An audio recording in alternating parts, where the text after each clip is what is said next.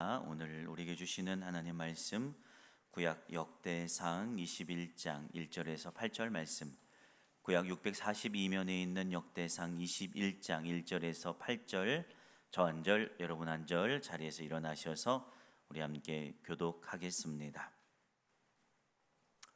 사탄이 일어나 이스라엘을 대적하고 다윗을 충동하여 이스라엘을 계수하게 하니라.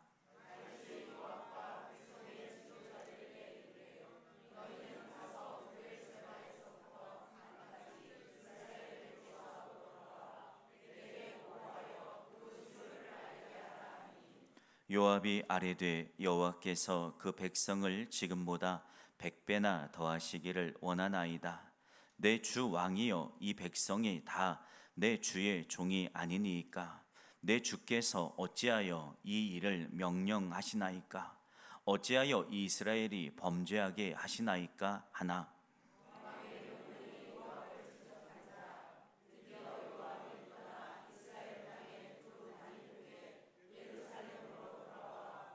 요압이 백성의 수효를 다윗에게 보고하니 이스라엘 중에 칼을 뺄 만한 자가 110만 명이요 유다 중에 칼을 뺄 만한 자가 47만 명이라.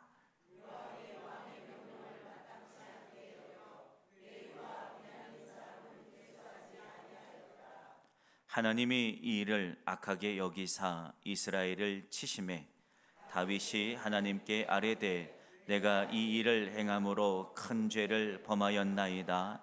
이제 간구하옵나니 종의 죄를 용서하여 주옵소서. 내가 심히 미련하게 행하였나이다 하니라.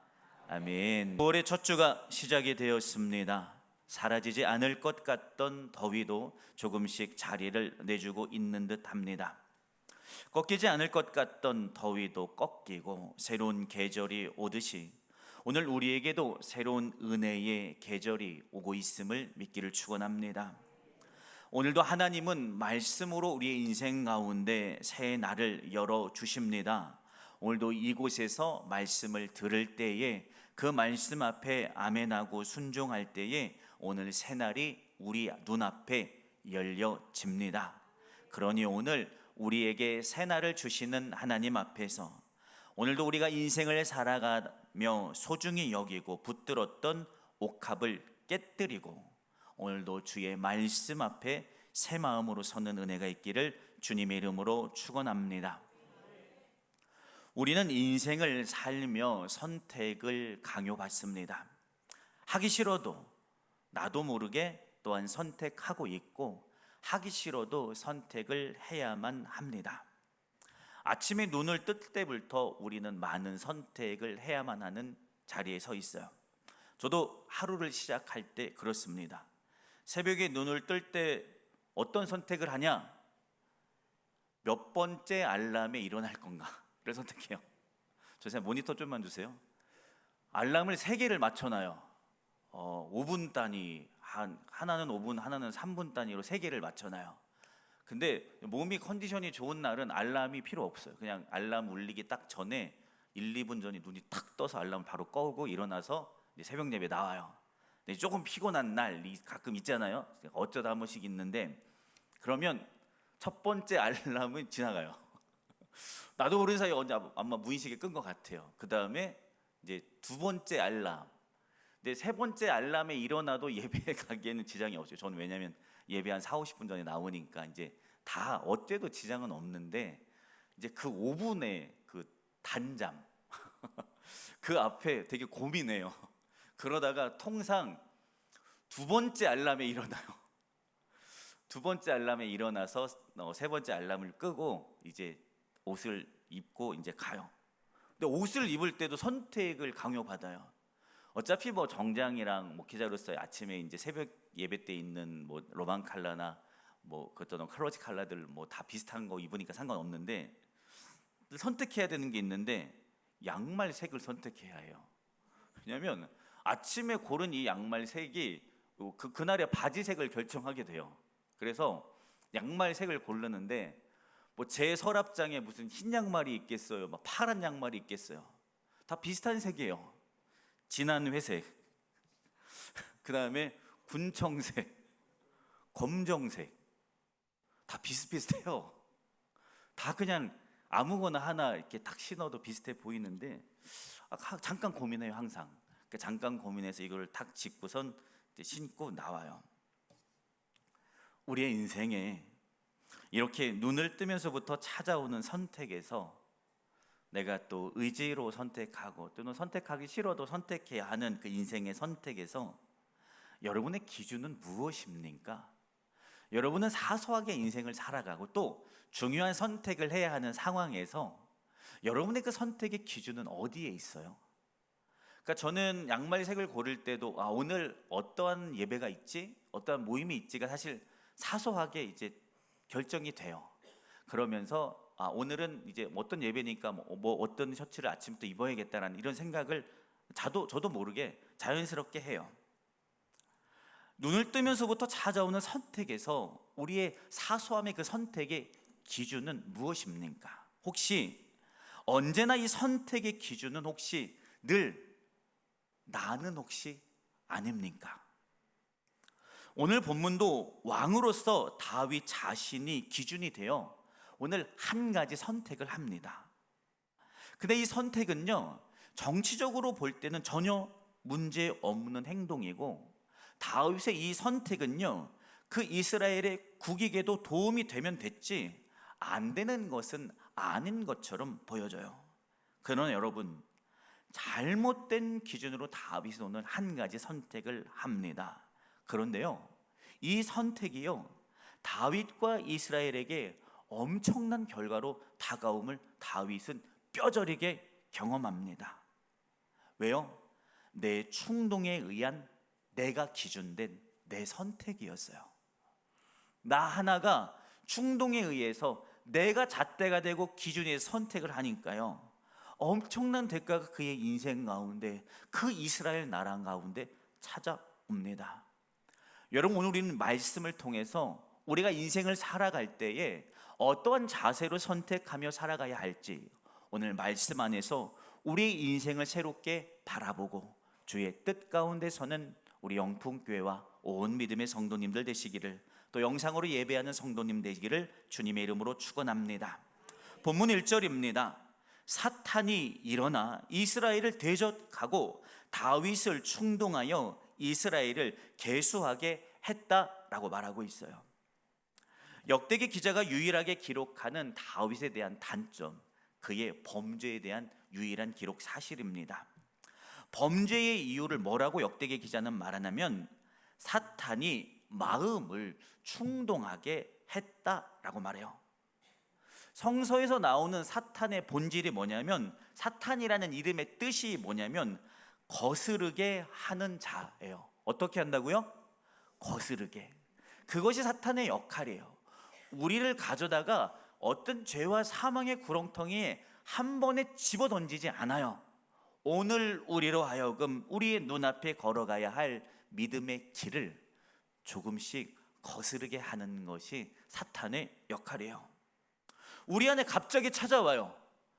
그렇게 하고 싶지 않았는데 갑자기 내 안에 찾아와서 내 감정을 갑자기 충동해요. 전에 없던 감정인데 갑자기 감정을 충동하고요, 내 정욕을 사로잡고요, 안목을 사로잡아서 하나님을 거스르는 걸음을 걷도록 사탄은 우리로 하여금 충동해 나가요. 그 사탄이 오늘 다윗을 충동합니다. 그랬더니 다윗이 우리 이스라엘의 인구, 특별히 전쟁 무기를 들 수 있는 군대로서 사용되어질 수 있는 인구가 얼마나 되나 한번 좀 계수해볼까? 라는 마음이 갑자기 그 마음에 충동하기 시작합니다. 여러분, 근데 다윗은 어떤 사람이었습니까? 수많은 그의 인생 가운데 마주오는 그 전쟁 가운데서 내게 승리를 주시는 분은 단 한 분, 오직 하나님인 것을 이 다윗은 어려서부터 너무나 잘 알아요. 그가 골리앗을 향해 걸어갈 때도, 수많은 전쟁 속에서도 오직 하나님, 만군의 여호와 하나님만이 내 삶의 이유가 돼서 그는 승리를 거두게 됐어요. 시편 18편 3절에 이렇게 기록하잖아요. 나의 힘이 되신 여호와여, 내가 주를 사랑합니다.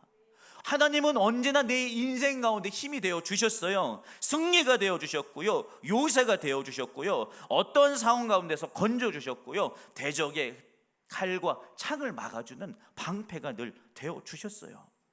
여러분, 이것이 다윗이 늘 마음에 품고 살아갔던 다윗의 신앙적 자세였어요. 그런데 여러분, 다윗이 이스라엘의 왕 위에 올랐어요. 그러니까요, 그의 시선이 내게 승리 주시는 하나님에게서 조금씩 옮겨가기 시작해요. 전에는 하나님을 향한 믿음과 시선이요, 흔들린 적이 없었어요.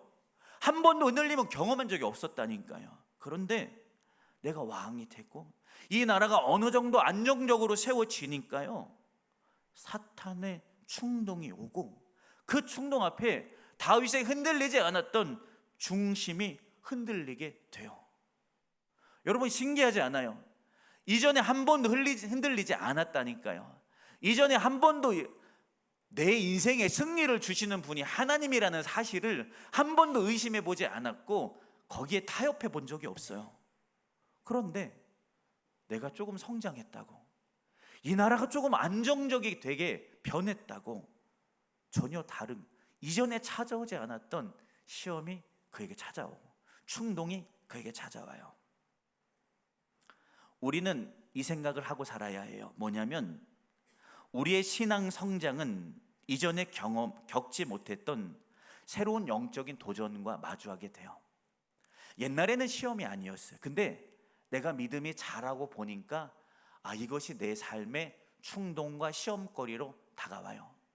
전에는 부딪히지 않았고요, 전에는 여기에서 넘어져 본 적이 없는데, 내가 믿음이 성장하고 나니까 전에 다가오지 않았던 그런 충동과 시험이 내게 다가오는 새로운 영적 도전과 우리는 마주하게 될 수도 있어요. 여러분, 그러니 우리는 나는 변할 수 있는 존재, 내가 이전에는 부딪히지 않았던 것이 새롭게 부딪혀 줄 수 있는 그저 연약한 존재임을 우리는 기억하고, 오늘도 우리는 다시 하나님을 붙드는 은혜가 있기를 축원합니다. 하나님으로 인하여 수많은 전쟁에서 다윗은 늘 이겼어요. 그 사실을 다윗은 너무나도 분명하고도 자명하게 알아요. 근데 아는 그가 흔들리기 시작해요. 다른 나라들은 군사가 얼마나 많고, 또 그들을 이기기 위해서는 우리의 군사가 대체 몇 명이나 돼서 어떻게 전략을 짜야 되는지 계산하기에 됩니다. 거스르게 하는 사탄이 다윗의 마음을 충동하게 해요. 거기서부터 시작이 됩니다. 충동이에요. 충동이 언제 때를 정하고 우리의 인생에 찾아와요? 아니에요. 때가 없어요. 그냥 갑자기 찾아와서 내 마음을 막 사로잡고 막 충동질을 해 나가면요, 누구도 거기에서 자유로울 수가 없어요. 여러분, 그러니 어느 때든지 언제든지 어디서든지, 주님, 나는 당신의 은혜 아니면 살 수 없습니다. 오늘도 겸손함으로 하나님만 붙드는 우리 영풍의 믿음의 성도들이 되기를 주님의 이름으로 축원합니다. 그러면서 2절 다윗이 명령합니다. 요압, 군대 장관이었어요. 요압과 백성의 지도자들에게 명령합니다. 어떻게 명령하냐면, 브엘사바에서부터 단까지 이스라엘을 계수하고 돌아와 내게 보고하여 그 수를 인구 조사를 해서 그 수를 내게 알게 하라라고 명령했다고 기록하고 있어요. 다윗은 사탄이 충동했던 그 감정에 붙들리고 사로잡혀요. 그래서 군대 장관이었던 요압을 부릅니다. 그러면서, 요압, 군대 장관아, 너가 이스라엘의 남쪽에 있는 브엘사바에서부터 북쪽에 있는 국경 도시였던 단까지 다 다녀봐. 그리고 이스라엘이 거주할 수 있는 그 거주 한계까지 다 다녀보면서 인구를 좀 계수해 봐라 라고 말합니다. 왜 계수하라고 하냐면, 그 의도가 중요한데, 내가 이제 전쟁을 치르면서 전쟁에서 이기려면 많은 군인이 있어야 된다고 생각했기 때문에, 전쟁을 이기려면 하나님이 아니라 내가 가진 힘이 강해야 된다고 생각했기 때문에 몇 명인지 세보라고 하는 거예요. 또 이제 다윗이 왕이 됐으니까 나라의 크고 작은 일들을 해야 되니까 사람들을 불러서 이 공공사업에 사용해야 되니까 내가 가진 힘으로 내가 이제 무엇을 할 수 있는가라는 것을 세하려 보라고 오라고 요압을 보냅니다. 별 문제 없어 보이잖아요. 사실 우리의 일반적인 상식으로 보면 다윗이 한 이 행동은요 아주 문제 없어요. 아니요, 해야 돼야만 하는 일처럼도 보일 수 있어요. 근데 여러분, 지금 다윗이 오늘 이렇게 명령한 것은요 정말 큰 문제예요. 왜냐하면 전에는 하나님께서 주시는 힘, 나를 이기게 하시는 하나님을 의지하는 마음이 그에게 전부였어요. 그런데 하나님께서 주시는 힘과 능력을 의지하는 내 마음, 내 인생의 신앙의 무게 중심이요 조금씩 바뀌어가고 있네요. 내가 가진 힘은 얼마일까? 내가 할 수 있는 일은 얼마일까? 내가 가진 우리 이스라엘 군대로 저 나라는 내가 이길 수 있지 않을까? 라는 그 생각이 그의 마음 안에 자리 잡기 시작해요. 그의 마음의 중심에 있었던 하나님이, 나의 삶에 늘 언제나 승리하게 해주셨던 그 하나님의 능력이요 다윗의 삶에서요 조금씩 배제되기 시작해요. 작은 나, 아버지도 나를 기억하지 못하고 사무엘이 사울을 이어 왕에게 기름 부으러 왔을 때 잊혀졌던 그런 작은 나인데, 그런 나를 들어 하나님이 이스라엘의 왕까지 되게 해주신 분, 오직 하나님의 힘과 능력이었는데 왕이 되고 나니까요 하나님 안 보여요.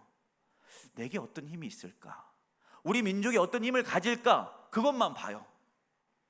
하나님의 힘이, 나를 승리하게 했던 하나님의 능력이요 나의 삶에서 조금씩 배제합니다. 그리고 내가 가진 힘을 의뢰하기 시작합니다. 작은 것으로 보입니다. 그러나 다윗이 한 이 인고조사 명령은요 오늘 그의 신앙이 하나님을 향하여 전혀 다른 바람이 불기 시작하고 있다는 것을 뜻해요. 여러분, 장기적 안목을 보면 이스라엘에 필요한 일이라고 말씀드렸어요. 마땅한 일이라고 말씀드렸어요. 그런데 오늘 우리 인생에요 필요하고 마땅한 일이 중요한 게 아니에요. 내가 오늘 하는 이 일이 하나님이 원하시는 일인가? 내가 오늘 하는 이 일이 하나님이 혹시 기뻐하지 않는 일은 아닌가라고 하는 것. 내가 오늘 아무렇게 선택하지만, 사소하게 선택하지만 내가 혹시 이것을 선택함으로 하나님을 배제하거나 반역하는 것은 아닌가? 우리는 사소함 가운데서도 우리 스스로에게 묻기를 주님의 이름으로 축원합니다. 다윗은 갑자기 사로잡힌 생각, 충동에 믿음의 걸음을요 멈춰버리고 다른 걸음을 걸어가기 시작합니다. 그게 3절의 내용입니다. 다윗의 요압에 명령해서 그 다윗의 충동에 이제 요압이 다윗에 대해서 다윗에게 말하는 거예요. 요압이 아뢰되 여호와께서 그 백성을 지금보다 100배나 더 당신에게 해주기를 원합니다. 그러나 다윗 왕이요 여기 있는 우리 이스라엘 백성들 다 주의 종이 아닙니까? 내 주께서 왕이시 어찌하여 이 일을 내게 명령하십니까? 어찌하여 왜 이 인구조사를 통해서 이스라엘이 지금 죄의 구렁텅이에 빠지게 합니까? 라고 다윗에게 요압이 충언을 올립니다.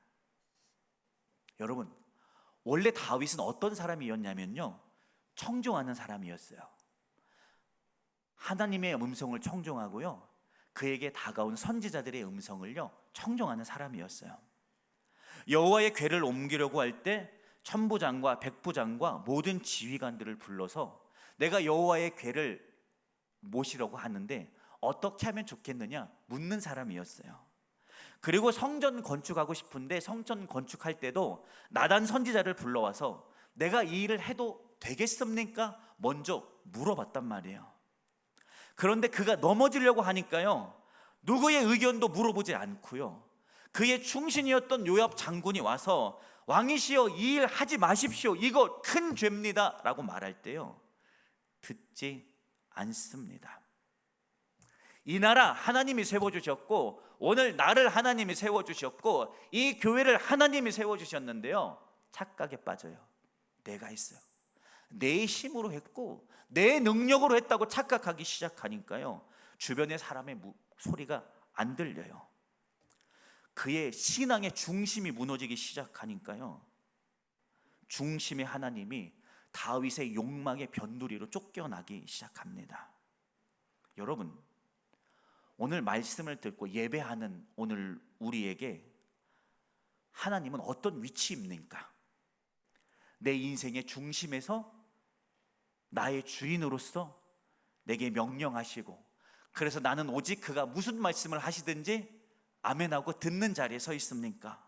아니면 하나님은 나의 인생의, 나의 욕망의, 나의 삶의 저 변두리에서 나의 여유 시간에만 찾아가고 내가 마음에 여유 있으면 하나님 어떻게 하면 좋겠냐고 그저 묻는 내 여유 시간 어디쯤, 한 꼭지쯤에 하나님은 위치하고 있지는 않습니까?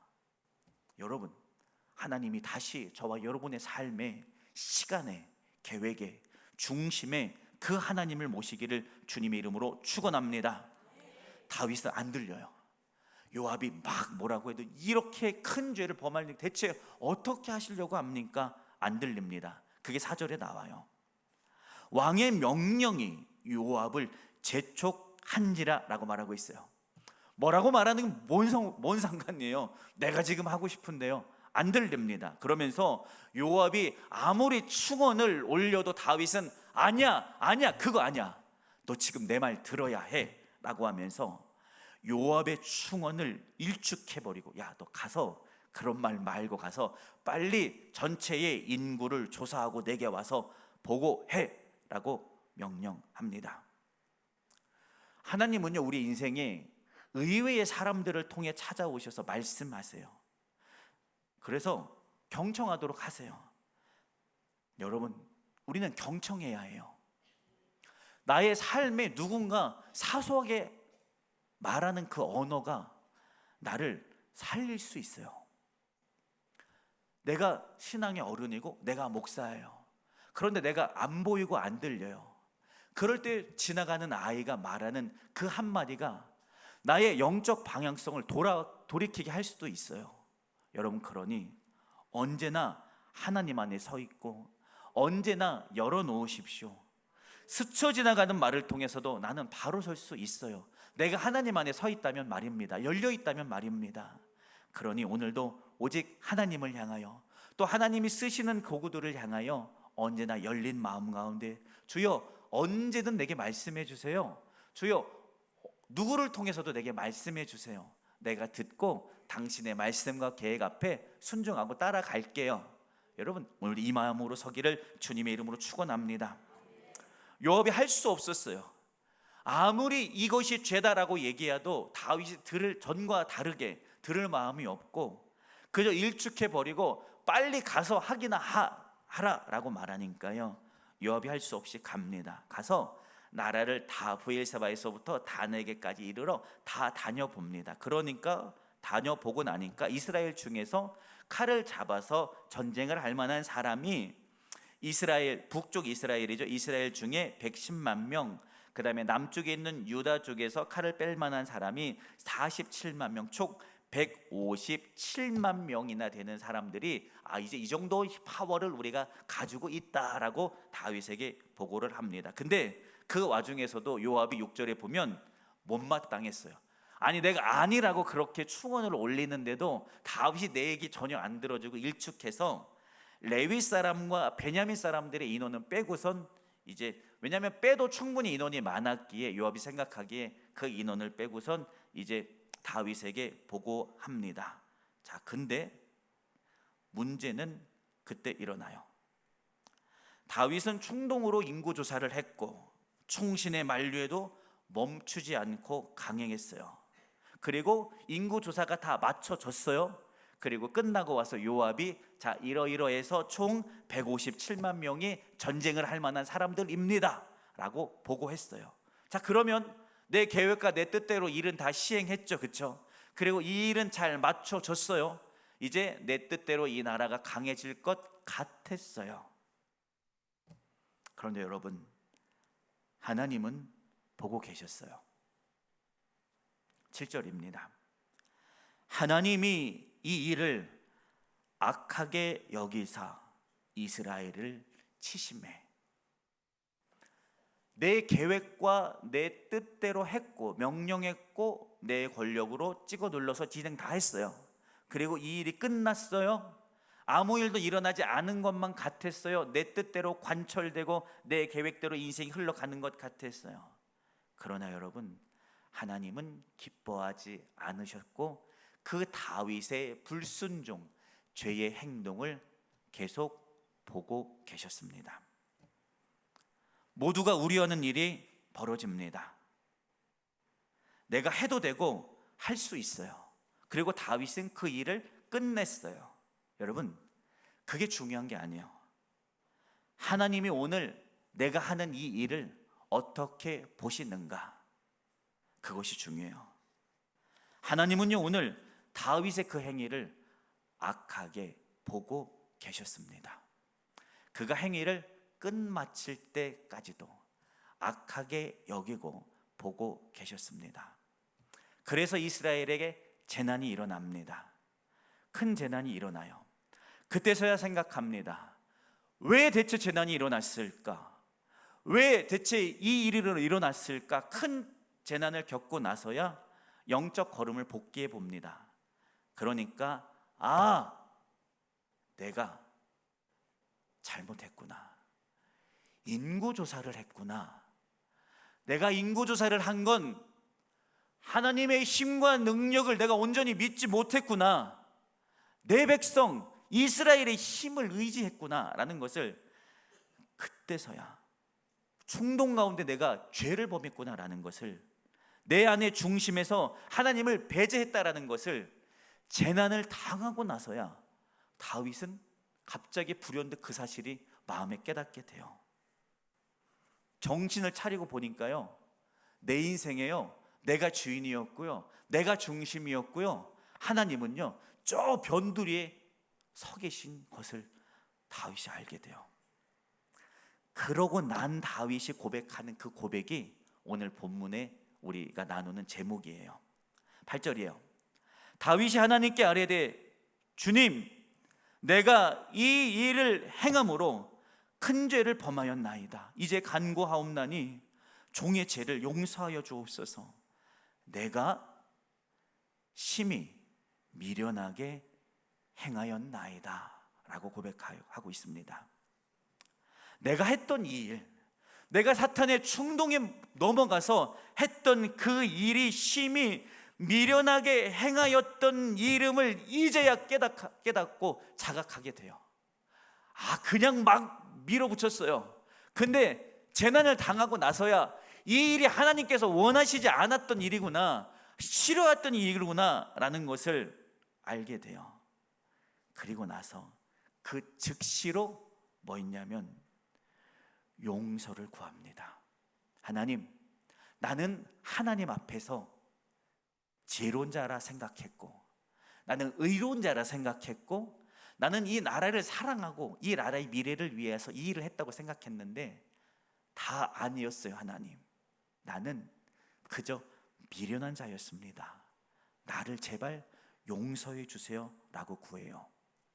다윗이 강력하게 인구조사 추진하고 충신의 그 충원도 무시하면서 진행할 때는요, 누가 뭐라고 해도 돌이키지 않을 것 같았고 회개하지 않을 것 같이 그냥 그 일을 저질러 버리죠. 그러나 다윗의 영성이 여기에 있어요. 죄로 깨달았을 때는 그가 어땠던지 무엇을 했던지 간에 바로 돌이켜 회개하는 것을 믿기를 축원합니다.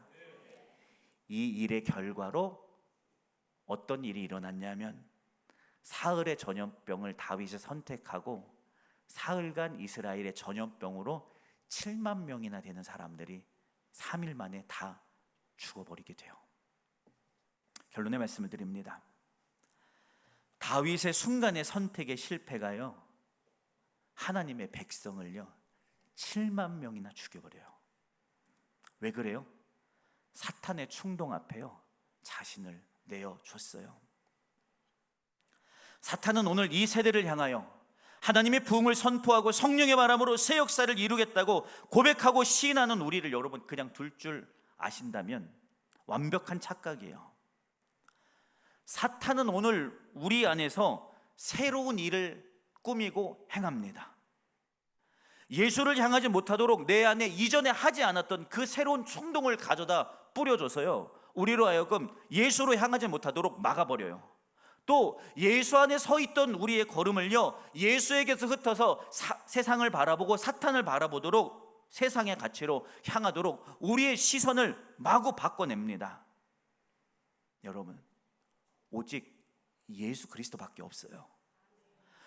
그 이름만이 내가 여기서 살 수 있는 이유예요. 오늘 예수 그리스도 이름만이 우리가 승리할 수 있는 이유고요, 오늘 여기서 아무렇지 않게 예배할 수 있는 오직 유일한 이유, 우리가 살아있는 이유, 우리가 부흥하고 회복할 수 있는 이유예요.